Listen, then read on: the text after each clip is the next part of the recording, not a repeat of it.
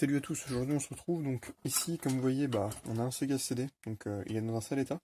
J'en ai acheté plusieurs récemment et aujourd'hui modification comme vous avez dans le titre pour du region free.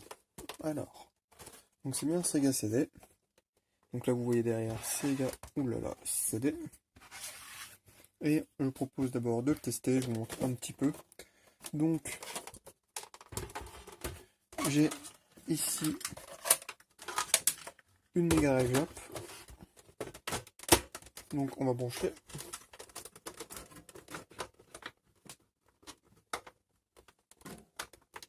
Alors. Donc ça c'est une japonaise. Hein.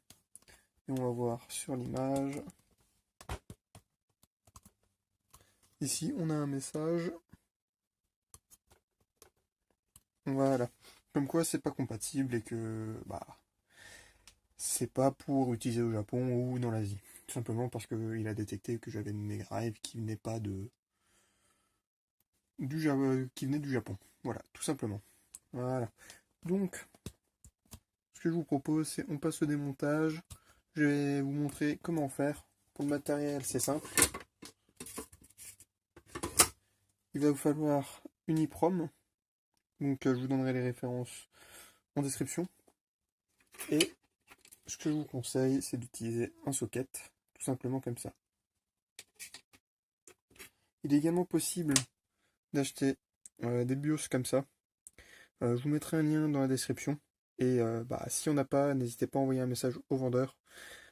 Je crois que c'est à peu près entre 10 et 15 euros et 15 euros. Je ne sais plus exactement combien. Frais de port compris. Et voilà. Je vous reprends pour le démontage de la console. Parti pour le démontage. Donc il y a 6 vis à enlever.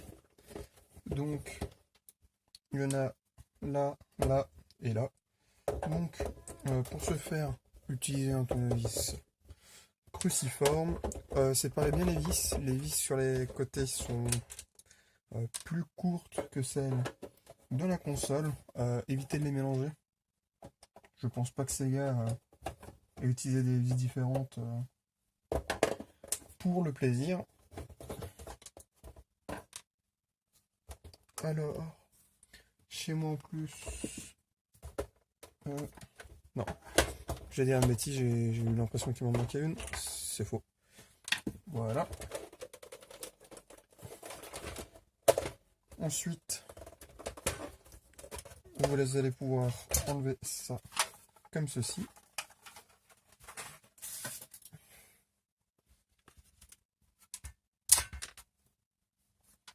Voilà. Donc maintenant, il va s'agir d'enlever ce shield. Donc pour ce faire, il va falloir enlever, pareil, les vis.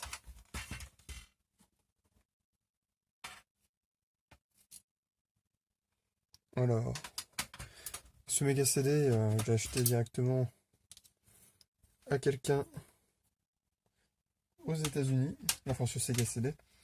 Il en vendait 8 d'un coup sur une annonce, HS pour pièce. Donc j'ai ouvert la majorité pour changer les fusibles, vu que ça c'est une maladie assez courante. Malheureusement j'ai pas pensé à faire une vidéo là-dessus. Donc voilà, j'ai enlevé toutes les vis. Et maintenant, on va enlever cette partie tout simplement. Pour ce faire, vous allez soulever d'abord un petit peu l'arrière. Ensuite, vous allez prendre un tournevis et ici, vous allez avoir deux parties qu'il va juste falloir soulever.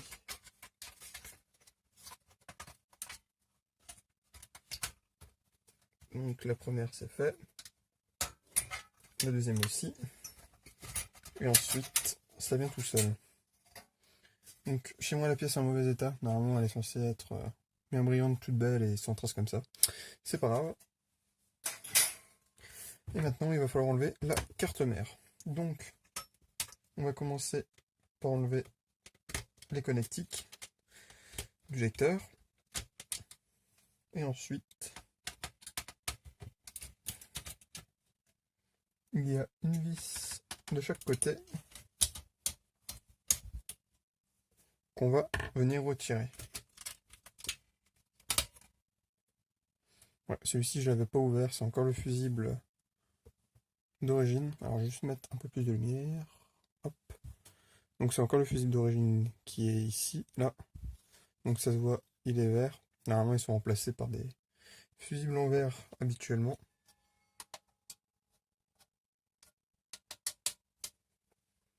Alors maintenant, il va falloir enlever cette petite plaque. Donc c'est assez simple. Donc il va falloir enlever complètement les vis de ce côté de la carte mère. Donc n'hésitez pas à bien appuyer avec un objet pointu, un crayon ou un stylo.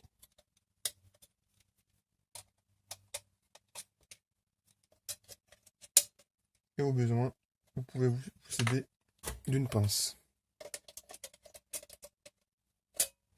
Voilà.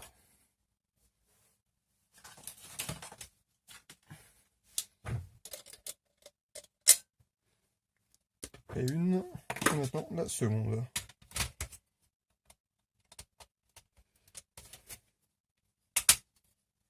Donc cette étape est assez importante, vous comprendrez pourquoi.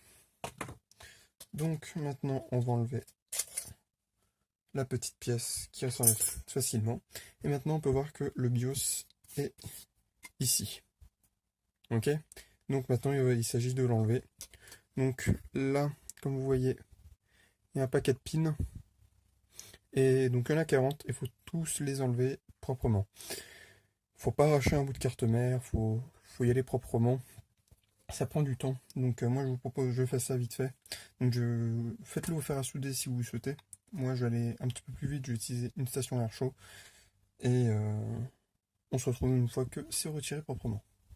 Voilà où on en est. Donc une fois que vous avez terminé, vous êtes censé récupérer l'ancien BIOS. Alors non, ça c'est une plaisanterie, c'est quelqu'un qui m'avait filé ça. Alors normalement, si vous l'avez bien fait, l'ancien BIOS est toujours réutilisable. Donc là vous voyez, si le focus se fait correctement, que les pins sont encore bons. Donc ce BIOS, je pourrais le réutiliser sans souci, même si ce n'est pas intéressant. Donc au niveau de la carte mère, qu'est-ce qu'on a? Alors, on va bien voir derrière que tous les trous sont prêts à être réutilisés. Donc aucune piste arrachée. Faites très attention à ne pas arracher, sinon vous allez devoir fixer tout simplement. Et maintenant, on va pouvoir utiliser un socket. Donc un socket, c'est quoi? Un socket, c'est ça. Alors en fait, à quoi ça sert? C'est assez simple. Donc maintenant, si vous avez un BIOS, donc là vous voyez, vous avez une petite fente. Pareil sur votre EEPROM ou votre BIOS. Hein. Et vous allez devoir, vous pouvez le mettre sur la carte mère, ensuite vous clipsez tout simplement. Et vous pourrez le ressortir sans dessouder le BIOS. Parce que vous avez dû voir que bah, c'était chiant si vous l'avez fait chez vous. Désolé. Donc maintenant, donc le socket c'est assez simple.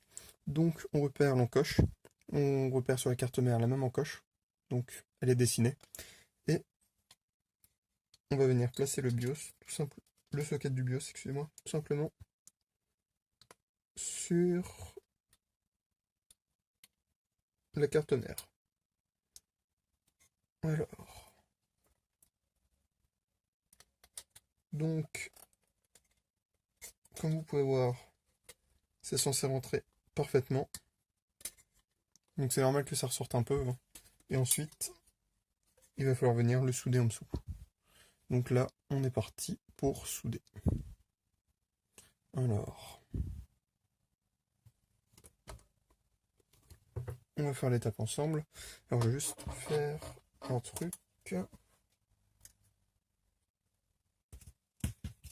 Ça va être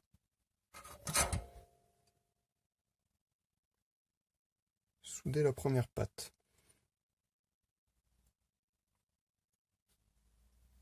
Et la dernière. Voilà, une fois que vous avez fait ça, votre socket ne bougera plus normalement. Sauf si comme moi vous en avez pris un qui n'est pas forcément de bonne qualité. Auquel cas, il faudra souder tous les côtés. C'est bon. Pas besoin. Donc, je vais zoomer proprement et on va souder ça ensemble. Alors, pour faire les choses proprement, et vous voyez correctement, on va essayer de cadrer ça tout bien. Voilà. Donc là, malheureusement, je ne pourrais pas zoomer plus, mais vous voyez le principe. Alors. Et maintenant,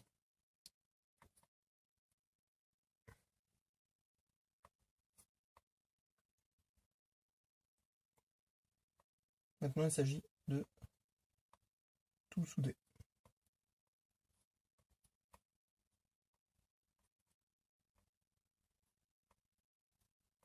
Alors c'est pas pratique de souder avec le trépied ici, parce que du coup je ne vois pas grand chose.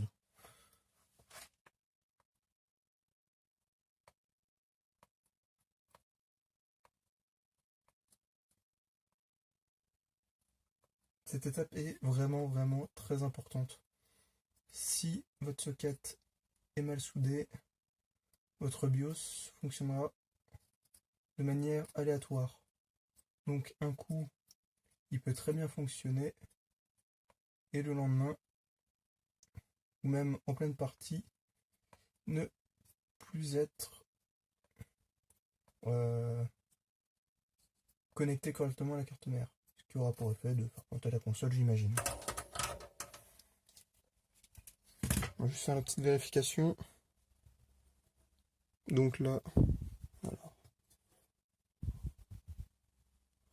Là, comme vous voyez, tous les pins sont soudés plus ou moins correctement.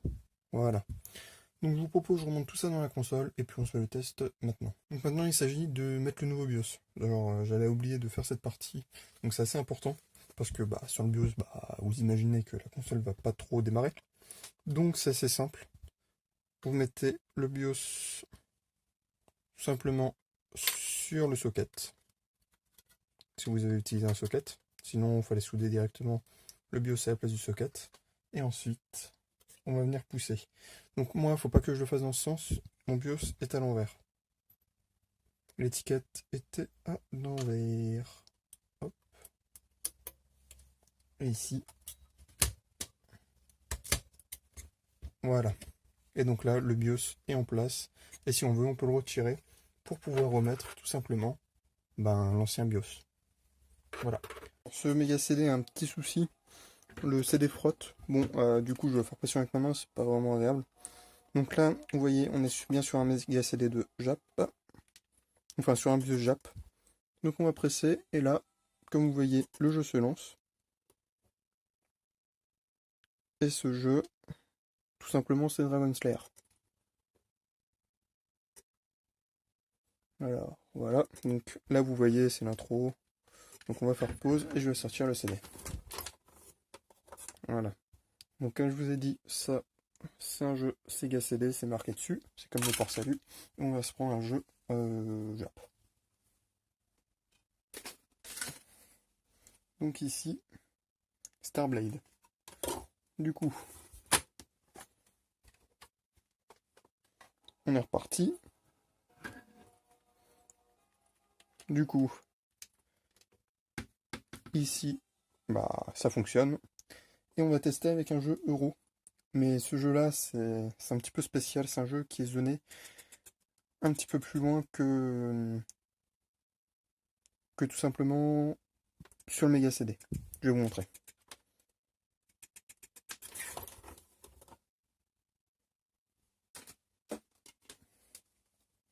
Donc le jeu, c'est Thunderhawk. Et je vais vous montrer ce qui se passe avec tout simplement. Donc en fait, ce jeu, alors, il est zoné, mais il est zoné sur la Mega Drive également, et pas seulement par le Mega CD.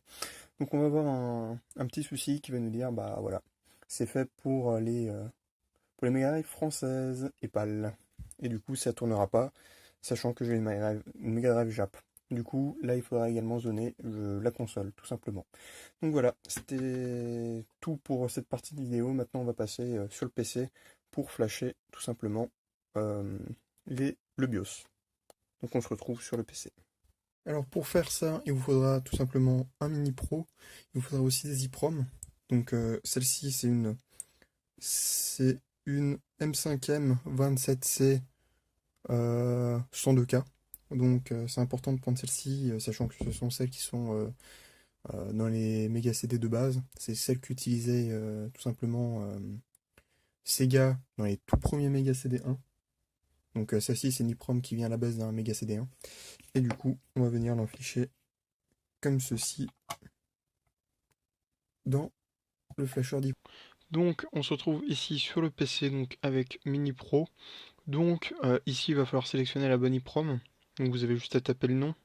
Donc la mienne, du coup, si je la veux, il faut taper M5M 27 102.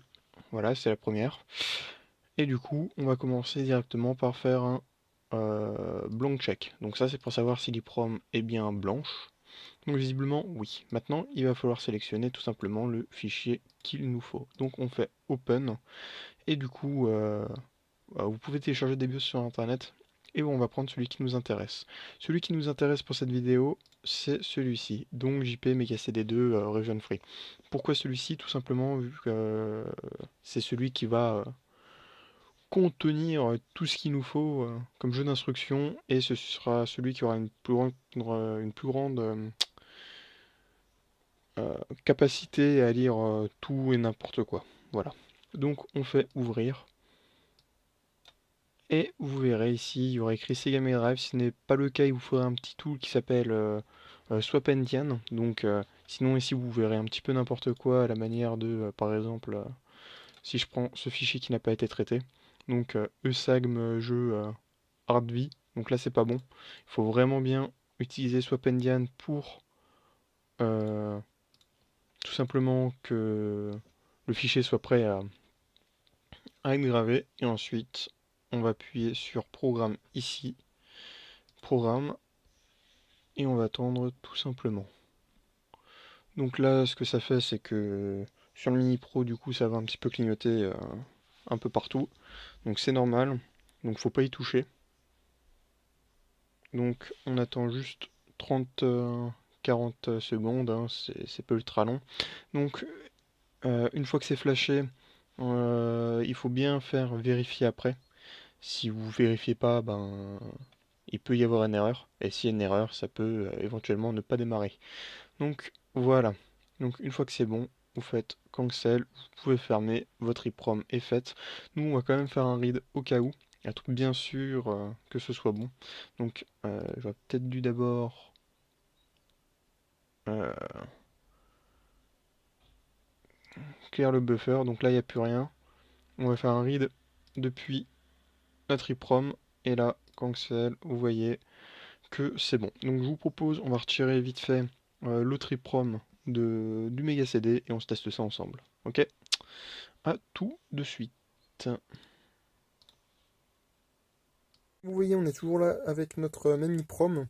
Donc ça va être le moment de la tester, tout simplement. Donc on va la mettre dans notre cher méga CD.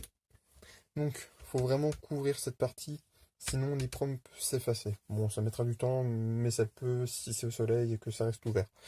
Normalement ça devrait pas, mais faites-le. Donc on va rebrancher le tout. Tac.